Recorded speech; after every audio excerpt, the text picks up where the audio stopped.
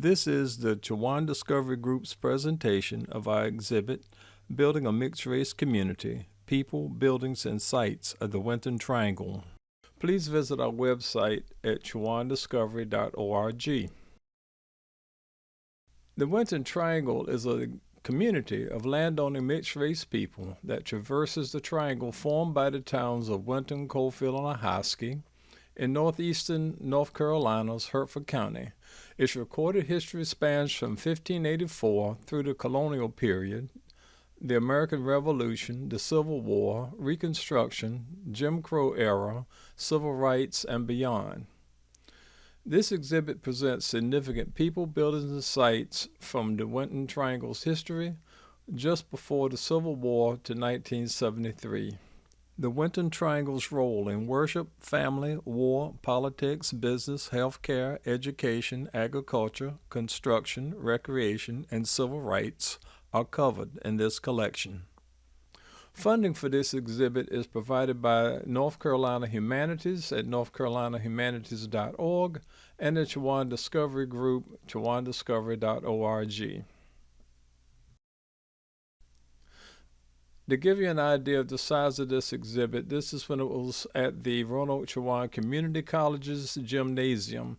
The exhibit is 30 panels, and end to end it's 75 feet long. Stretched out it's probably 120 feet long, and can be exhibited in part. The first panel is of Pleasant Plains Baptist Church. Upon its founding in 1851, Pleasant Plains Church became the center of the Winton Triangle, a landowning mixed-race community.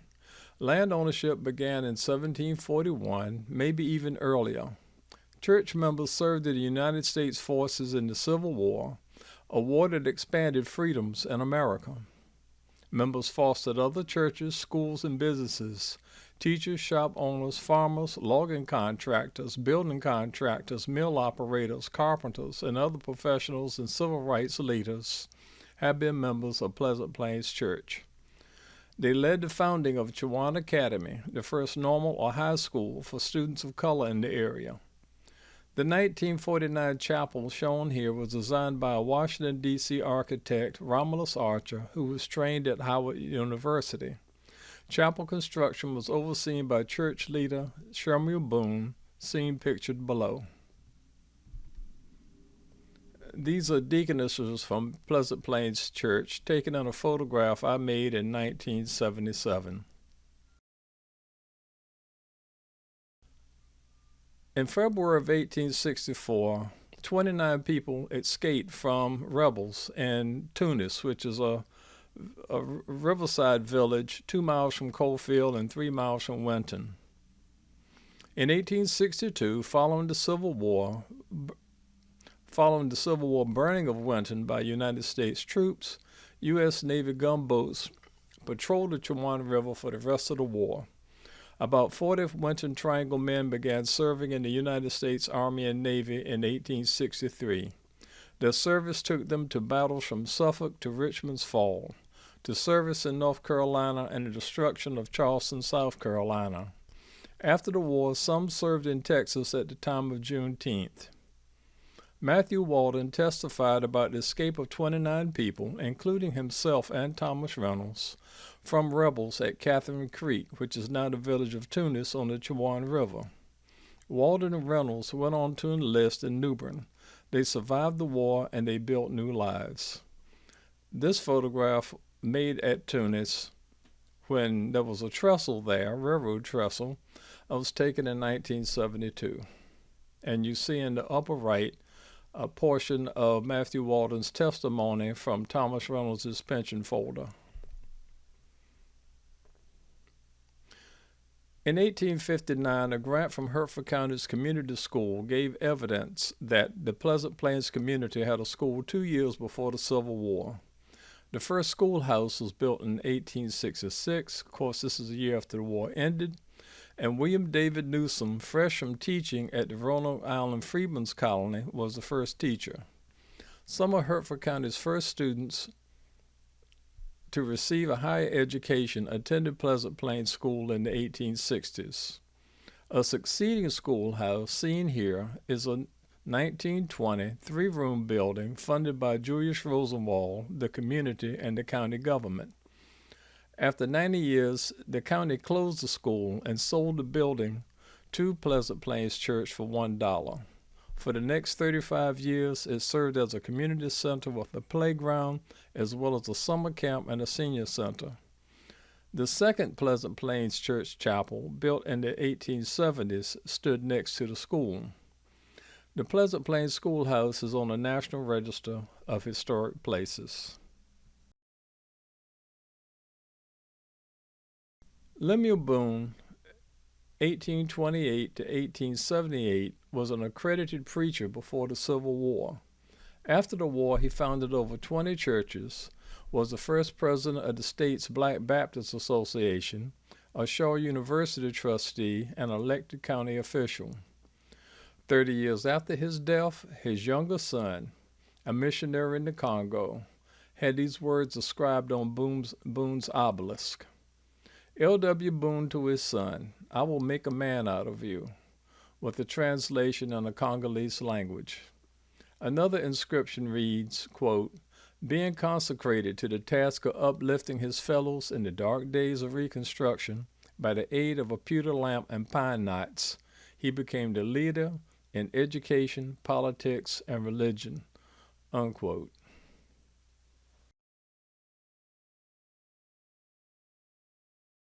William David Newsom, 1824 to 1916, born of a mother of color, went to a white school as a child, practiced thrift, served as an ambulance driver for rebel forces. A few months after the Civil War ended, he taught at the Roanoke Island Freedmen's Colony. When the Pleasant Plains community completed its first schoolhouse in 1866, Newsom became its first teacher. In short order, he oversaw 3 other community schools, served in the North Carolina House of Representatives, opened a store, and became the largest landowner of color in the Winton Triangle. At the end of Reconstruction, in 1877, his store was burned by arsonists because of the political discussions held there. He rebuilt the store, shown on the left. In 1906, he had a 2-story commercial building erected on prime land on the Hotchkiss Railroad Street. You see it on the right. Newsom was also the first treasurer of the organization that founded Chowan Academy, which became the Calvin Scott Brown School. At the bottom on the left, you'll see him memorialized on a stained glass window at Pleasant Plains Church. The Winton Triangle had 7 community schools: the Pleasant Plains, Union, Archertown, Lincoln, Philippi, Walden, and Cotton schools. Most existed by 1900. Pleasant Plains church member Joseph Cotton donated land for the Cotton School. And you see it below in ruins. By 1926, the school was closed and the land returned to Cotton's family. Civil War United States Colored Troop Sergeant James Walden, upper right, donated land for the Walden School in the 1880s, and it closed in 1945. 2 of its students, John and Henry Combo, created a model of the Walden School. You see them and it in the lower right.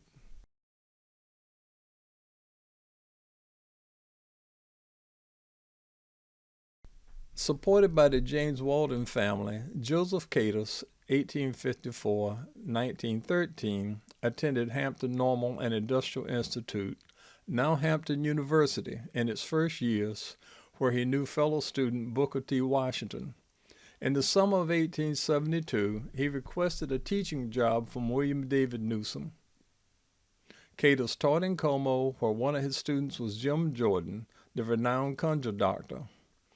Catus was president of the Chowan Educational Association, which founded Chowan Academy, now known as Calvin Scott Brown High School STEM. His mentor, Newsom, was treasurer. He taught at the new school, making him Dr. Calvin Scott Brown's boss and employee. Cadis was later postmaster of Winton. The Andrew Jackson Robbins Farms. Land ownership by people of color expanded after the Civil War. Returning soldiers had signing bonuses that could be used to acquire land and start farms. United States Colored Troop Corporal Andrew Jackson Robbins, 1848-1903, sold his farm in Harrodsville and moved in 1886 outside of Coalfield, North Carolina, next to the farm of his brother-in-law, fellow USCT soldier Martin Reynolds. Sergeant James Walden's farm, founder of the Walden School, his farm was nearby. Reynolds and Walden served in the same regiment. Robbins became a deacon at Coalfield's Philippi Baptist Church. Some of his children, grandchildren, and great-grandchildren attended Philippi Church and the Walden School. 3 sets of his great-grandchildren owned most of his farm. The part you see here was inherited by his oldest son, Parker David Robbins, the younger, who you see on the right. Until the establishment of Chowan Academy, later Waters Training School, now C.S. Brown School STEM, students of color seeking a higher education had to leave Hertford County and attend Shaw University in Raleigh and Hampton University in Hampton, Virginia. Local Winton Triangle area leaders organized the Chowan Educational Association to bring a high school level education to the Chowan River Basin. United States Colored Troop soldier Levi Brown donated the land to the new school. Local farmer carpenters donated timber, lumber, and building skills. All donated funds. Most of the first teachers were Shaw University alumni from the Winton area. Dr. Calvin Scott Brown was the founding principal. The number of local high school graduates steadily increased. Seen here is the original, on the left, the original classroom building. It was later moved off campus, but served the school until the 1960s. Dr. Calvin Scott Brown, 1858-1936, a leading student at Shaw University, received his divinity degree shortly after he became the principal of Chowan Academy. A Baptist missionary and journalist, he pastored at the Baptist churches of Pleasant Plains, New Hope Baptist in Gates County, New Ahoskie and Ahoskie, Mount Moriah and Winton Township, Philippi and Coalfield, and First Baptist Winton, a Chowan Academy church he founded. Left to right are the chapels built under his pastorship: Philippi Baptist, First Baptist Winton, and Mount Moriah churches. All 3 chapels serve their congregations today. Dr. Brown and his wife, Amasa Drummond Brown, 1867-1926, reared 9 children here. For 39 years, Dr. Brown was president of the Lot Carey Foreign Mission Convention, an African-American Baptist missionary organization. Under his leadership, missions were established in Liberia, the Congo, and Haiti. Although a normal or high school principal, like his contemporary Booker T. Washington, Brown had the respect and standing given to college presidents, also like Booker T. Washington. Amasa Drummond Brown taught at Chowan Academy.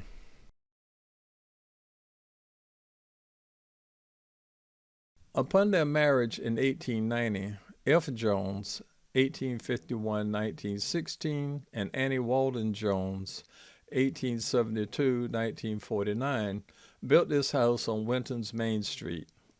F. was a store owner who at one point partnered with William David Newsom. Annie, the daughter of USCT Sergeant James Walden and Millie Weaver Walden, was the first graduate of Chowan Academy. Along with several of her sisters, she attended Shaw University. While in the midst of rearing their 10 children, F. Jones died, yet all of the children finished college, and over half of them acquired advanced degrees. Annie continued to operate the store and taught as a substitute at the Pleasant Plains and Walden schools. In the 1930s, Annie wrote diaries detailing her life and that of her family and neighbors.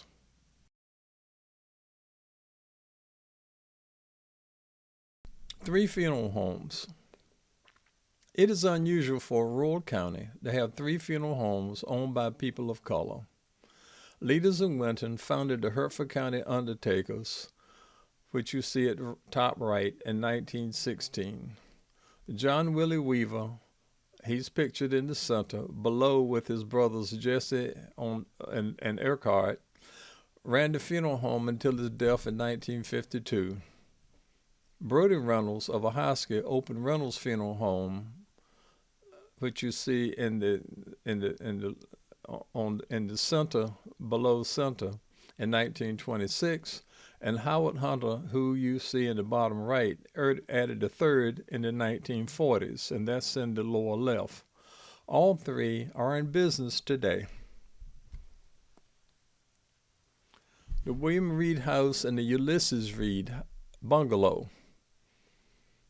At least 45 full-size two-story houses were built and occupied by Winton Triangle residents. The William and Louisa Reed House, below left and below right, built around 1910, is the largest.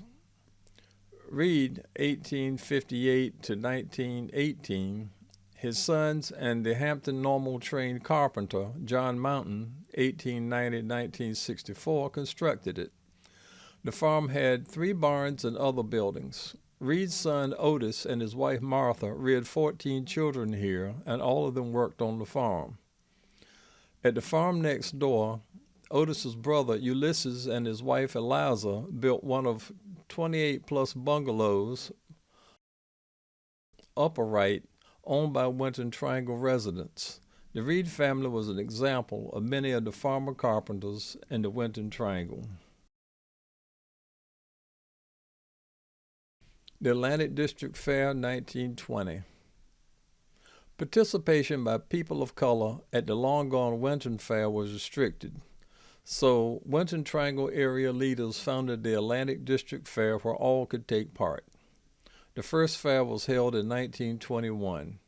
As with many county fairs, home and farm skills were on display, and students demonstrated their educational progress from the classrooms and farm. Games, contests, rides, and food were all part of the fun. The half-mile harness track races and fireworks display were special attractions. The grandstand building shown here was built in 1948 and housed home and school craft exhibits. The Sears Brown Auditorium, 1926. The Sears and Roebuck Company executive, Julius Rosenwald, you see him pictured, prompted by his friend Booker T. Washington, prompted seed money for 5,300 plus schoolhouses and teachers' homes for communities of color in the South. As one of the Rosenwald-funded buildings, the 10,000 square foot Sears Brown Auditorium was the last building constructed under Dr. Calvin Scott Brown's long run as the founding principal of Chowan Academy. It had 6 classrooms, 2 offices, a stage, and the auditorium area. It is on the National Register of Historic Places. Since 1986, it is the home of the C.S. Brown Regional Cultural Arts Center and Museum, which displays the history of the school and community, as well as a collection of African art. Events including performing and visual arts are hosted at the museum.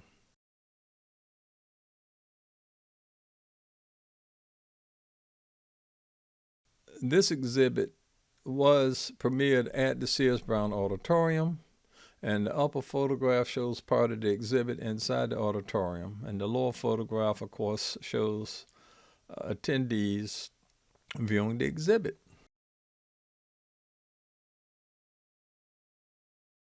The J. Ely Reed Building. John Ely Reed, 1887-1971, bottom left, was a mechanic and businessman.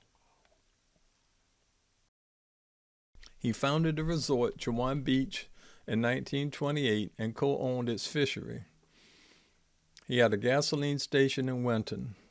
Later, Reed started a vending machine company. This building shown here was his office and service building.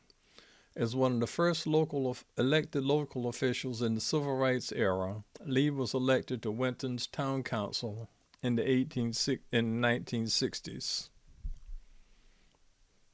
The Robert L. Vann School. At a time during segregation, when many counties had no high schools for children of color, Hertford County's second high school opened in 1938.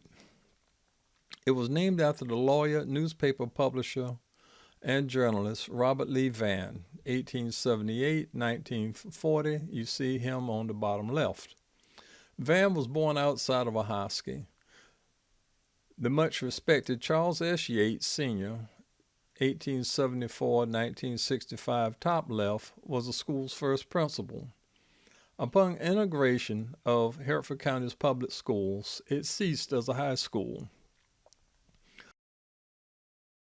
Among the noted students from Vann School were 4 college presidents and 3 Tuskegee Airmen. The exhibit also has shown at Robert L. Vann, which is now the Robert L. Vann Community Resource Center. And this was during a Juneteenth program. The George Lee Jones Home. George Lee Jones, 1921-1944, was born in Winton and graduated from Waters Training School, later C.S. Brown, in 1938. At Howard University, Jones was a ROTC student, graduating in 1943. The following year, Lieutenant Jones was killed in combat in Europe. At the end of World War II in 1945, a memorial tree for Jones was planted on the now C.S. Brown School campus. His neighbor, Annie Walden Jones, no relation, wrote the following for his eulogy. Quote, "Today we are honoring one of our number, Lieutenant George Lee Jones, a noble-spirited, worthy young man, who was with us in this school from childhood and who graduated from here with honors from C.S. Brown High. After finishing school here, he attended Howard University in Washington, D.C., finishing his college work there, as well as training for his admission in the armed forces. From childhood on, through the years spent here, George Lee was a quiet, unassuming, courteous, thorough in any task given for him, winning for himself commendation and respect from all with whom he came in contact. In the Army, Lieutenant Jones remained the same noble-spirited, brave soldier and lost his life while on patrol duty, killed by a German rifle. The world owes more than it knows to the great souls who lost their lives, that we today may enjoy our pleasant homes. We are in debt to them. To the students of this school, we beg you to try in every way to emulate the example Lieutenant Jones has left, a life of unselfishness and service for others. In his memory, we dedicate this tree, and as it grows in its loveliness, may we be reminded of the beautiful character of Lieutenant Jones and be constrained to give our lives also to the service of mankind." Unquote. And you see Lieutenant Jones and Annie Walden Jones and Lieutenant Jones's home on Main Street, Winton.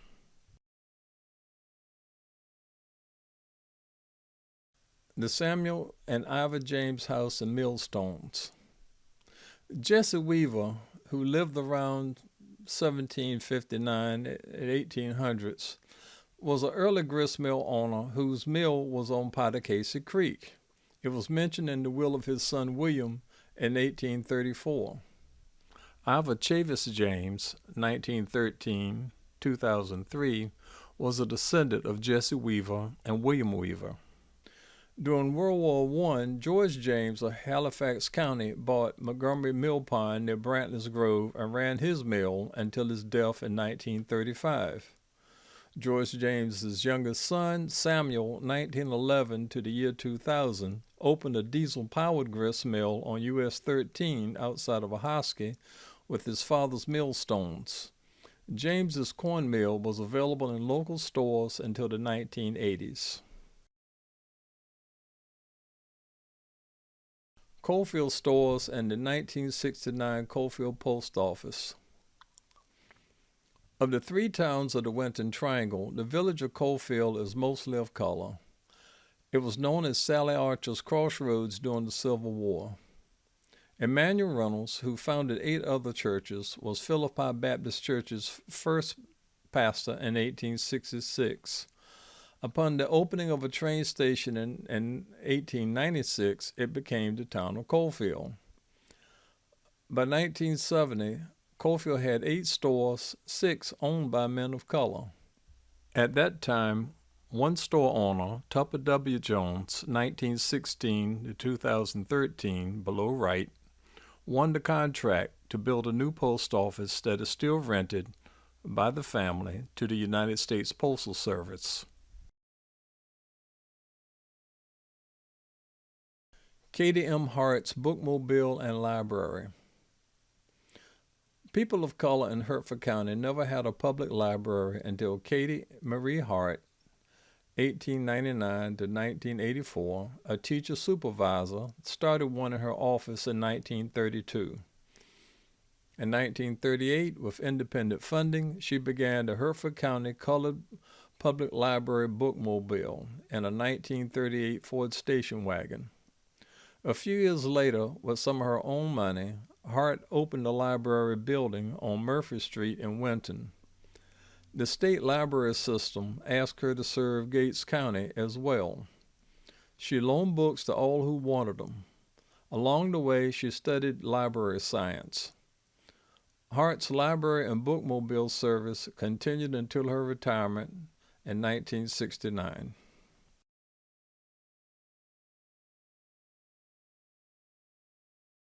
There were at least 17 owners of color in the Winton Triangle who sold gas and serviced motor vehicles.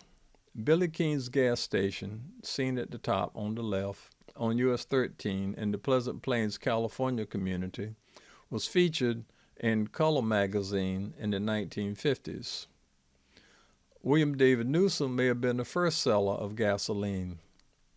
Other notable sellers were James Hall of Pleasant Plains, who was Newsom's son-in-law, William Hall of Ahoskie's Casamiyama Club, below left, and Peter James of Ahoskie, J. Lee Reed of Winton, and Talmadge Reed, you see him below, of Coalfield. Among the numerous construction and logging contractors, carpenters, mill owners, shop owners, these gasoline sellers mechanics were part of the larger multi-skill features of the Winton Triangle people. The Ambassador Club. Shortly after World War II, men of color founded a social club, the Ambassador Club. Among its members were businessmen like J. Lee Reed, Howard Hunter Sr., Dr. Joseph D. Weaver.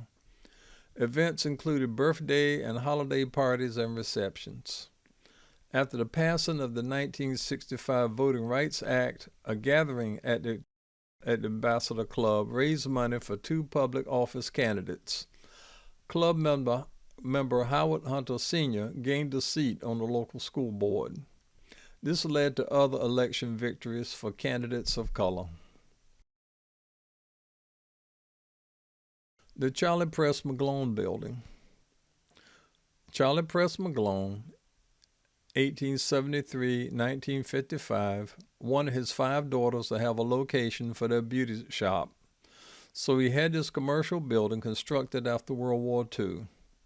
McGlone, a St. John's farmer, borrowed building money from the well-known African-American insurance company, North Carolina Mutual Insurance. The beauty shop was named after his oldest daughter, Doris. Among other tenants of the commercial building were the North Carolina Mutual's regional office, the hygienic barber shop, Davis Women's Clothing, a lawyer, the Bank of Ahoskie, and Garrett's Shoe Store. The Mary S. Hall Building of 1956. After World War II, Ahoskie's Main Street was modernizing with new commercial buildings. A discount chain wanted to develop a store on the property owned by William David Newsom and his family. His daughter, Mary Saluda Newsom Hall, above right, 1885-1972, and granddaughter, Georgia Hall Weaver, below right, 1912-1975, countered that they would build a store and lease it.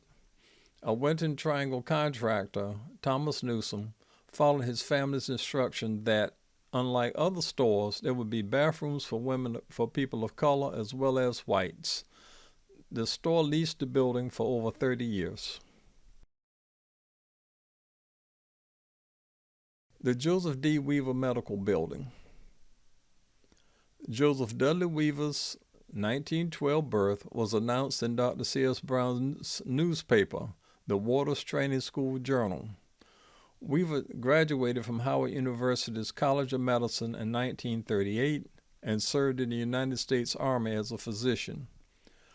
Upon returning home, he opened a medical practice with clinics in Ahoskie and Bequemins County, owned and piloted 2 airplanes, had an airfield, co-owned the Ahoskie Warhawks baseball team, provided free care to many patients, and supported civil rights activities. His Ahoskie Medical Clinic included a dentist's office and hospital beds on the top level. Weaver practiced until his death in 1998. New Ahoskie Baptist Church. Events of the 1950s were reflected in the growing civil rights activities centered at New Ahoskie Baptist Church.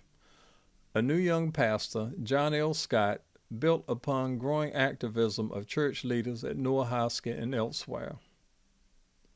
Rallies were held on Sunday afternoons. Regional civil rights leaders were invited to speak and advise. Reverend Scott and others increased pressure on white leaders for public access, employment, education, voting, health care, government services, and for people of color. One Pleasant Plains church member, George Hall, Jr., participated in one of the Selma marches in 1965. He was supported by Reverend Scott and other leaders. Many of Reverend Scott's demands were realized, including the election of people of color to local offices, and you see Reverend Scott in the lower right.